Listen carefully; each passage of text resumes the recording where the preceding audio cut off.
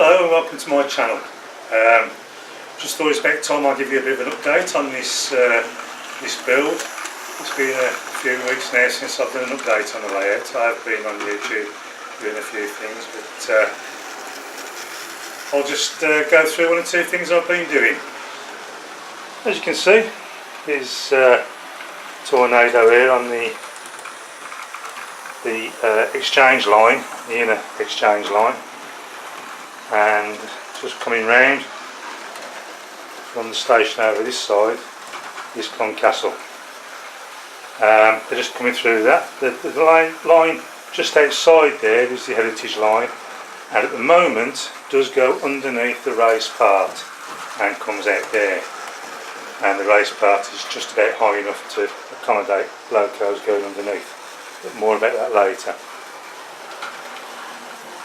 As we come along this end, goes through this little tunnel here into the wardrobe area, and this is where the courthouse line, this raised line, comes round and down onto this crossover, and this is the part where it changes from the exchange or the courthouse line and comes round and goes over what will be the Oaks Viaduct. I have got a couple of micro switches which will be fitted to this, and I shall tell you about that later as well.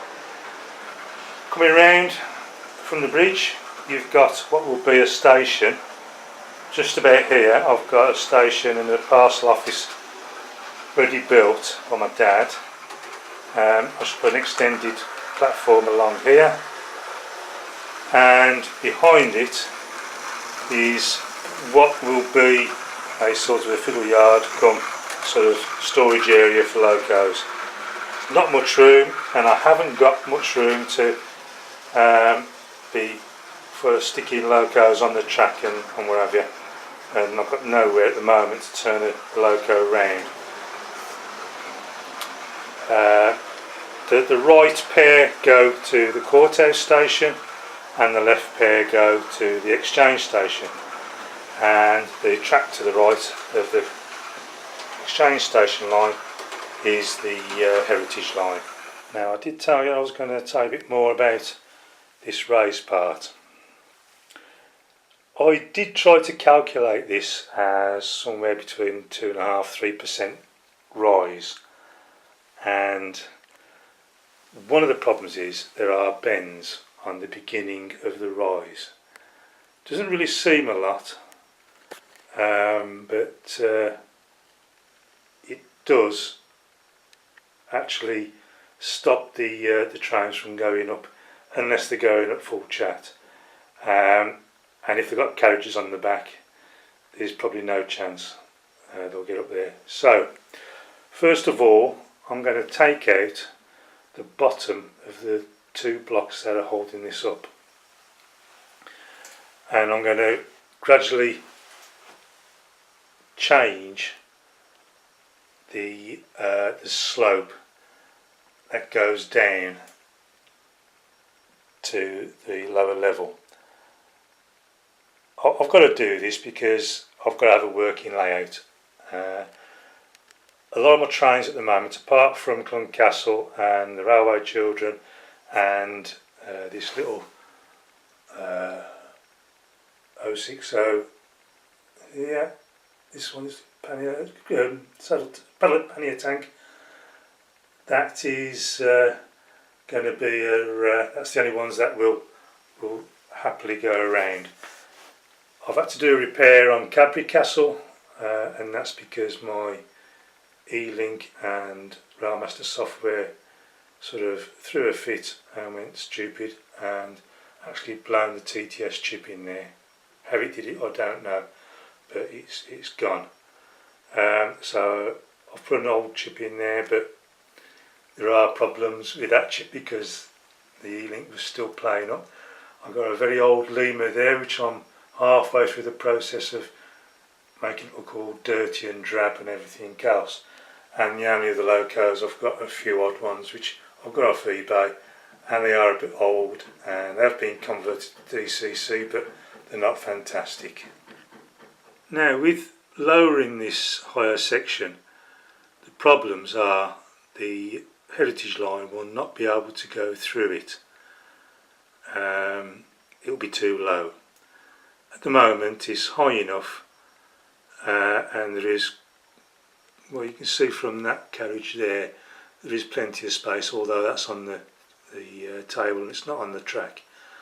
But the locos, especially the steam locos, are a bit high, and they will foul on that, and it'd be too low.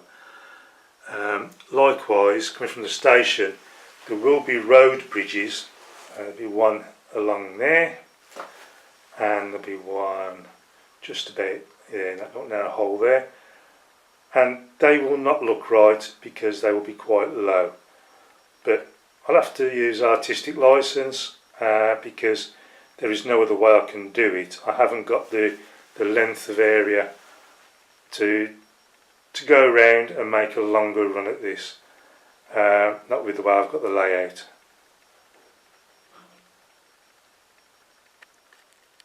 Part of the layout which is going to be sort of based on the area where I was born is this area here. What you've got, this will be the Barnsley Exchange Station.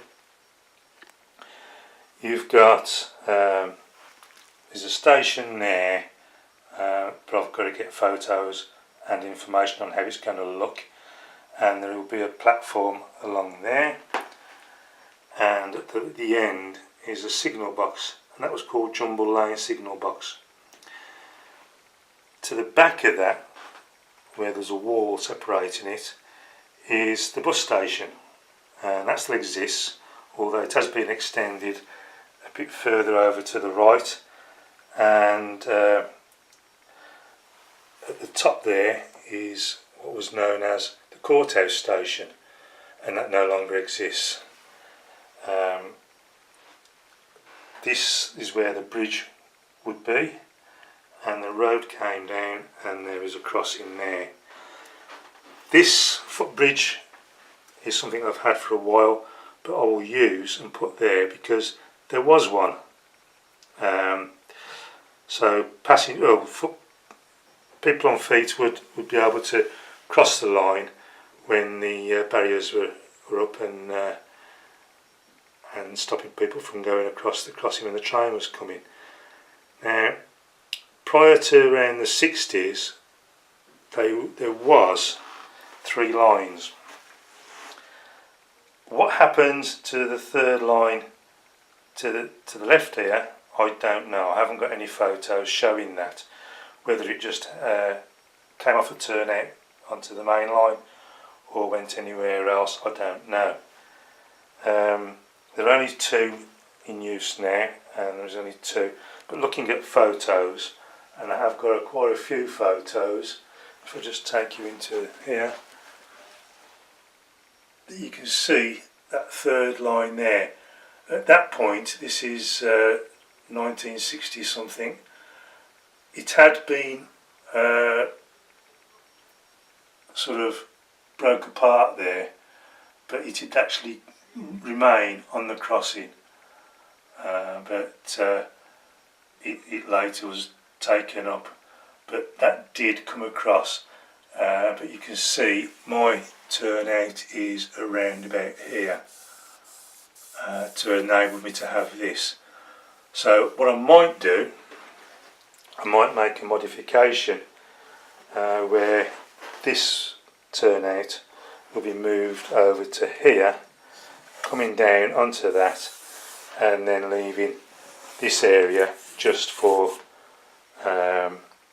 parking a train there, because there was a shed here and there wasn't a platform, but since the shed and the rails have been moved, there is now a platform this side, and there is a road now where all this is. So a lot of changes have been made to the area by today's standards.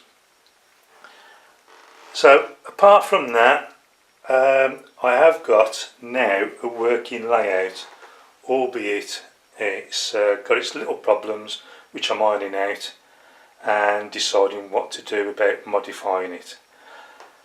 This line here is isolated at this point, and then from there on this is connected to the programming track output of my Z21, which is down there, and I can quite happily sit at my desk, work on locos, put them on the programming track and test them. So that's how I've planned it to be. I was going to make it sort of automated with a bit of electronic wizardry, so when a train comes along it was seen by infrared sensors, and then would switch over and isolate the track and then connect the track to the output of the programming track on the Z21. But as the Z21 works in a fashion where that track is alive, when you are programming, the moment you send CVs or read CVs, it does actually kill the rest of the track and just power this part of the track, so I don't really need to do that.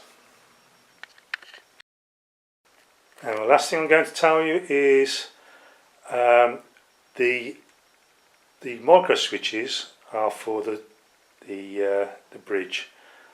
I will be fitting these micro switches so that when I remove that track, the lift out for the bridge, the micro switch will be activated and will come round here, the cabling wheel, and switch off the power to the track on the Z21, just so it kills the power to the track.